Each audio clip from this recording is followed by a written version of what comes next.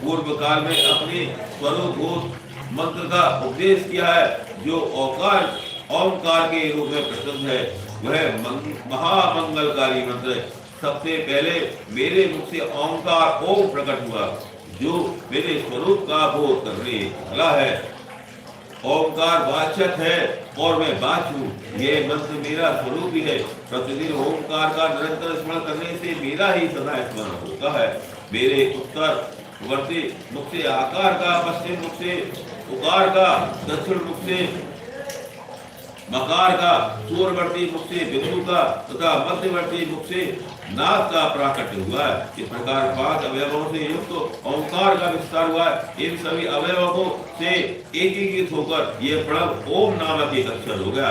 यह नाम रूपांतक सारा जगत तथा वेद उत्पन्न स्त्री पुरुष वर्ग रूप दोनों कुल इस प्रलय मंत्र से व्याप्त है। ये मंत्र शिव और शक्ति दोनों का बोधक है। इसी से पंचाक्षर मंत्र की उत्पत्ति हुई है, जो मेरे सकल रूप का बोधक है। वह आकार आदि क्रम से और मकर आदि से क्रमशः प्रकाश में आया। ओम नमः शिवाय यह पंचाक्षर मंत्र है। इस पंचाक्षर मंत्र से मात्र का वर्णन प्रकट हुए।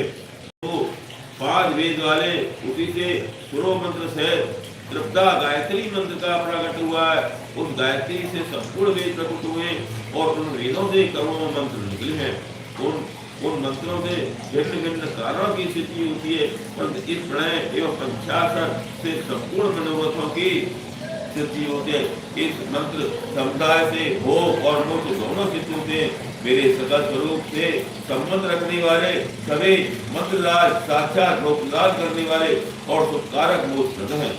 नंदीश्वर कहते हैं, तदंतर जगदम्बा पार्वती के साथ बैठे हुए गुरुवर महादेव जी ने उत्तराभिमुख बैठे हुए ब्रह्मा और विष्णु को पर्दा करने वाले वस्त्र से आच्छादित करके उनके मस्तक पर अपना कर कमल रखकर धीरे धीरे उच्चारण करके उन्हें उत्तम मंत्र का उपदेश दिया।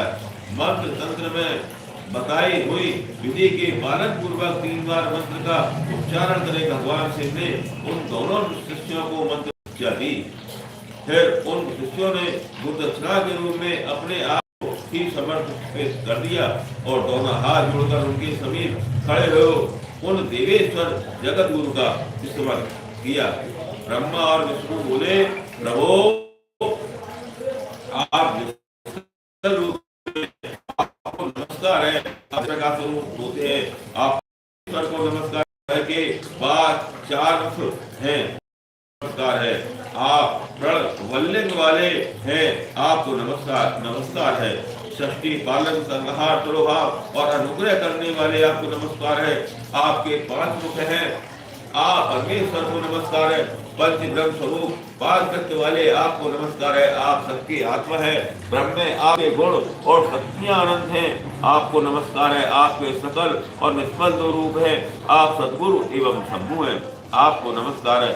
इन पद्यों द्वारा अपने गुरु महेश्वर की स्तुति करके ब्रह्मा और विष्णु ने उनके चरणों में प्रणाम किया। महेश्वर आद्रा नक्षत्र से युक्त चतुर्दशी को प्रणव का जब किया जाए तो वह अच्छे फल देने वाला होता है।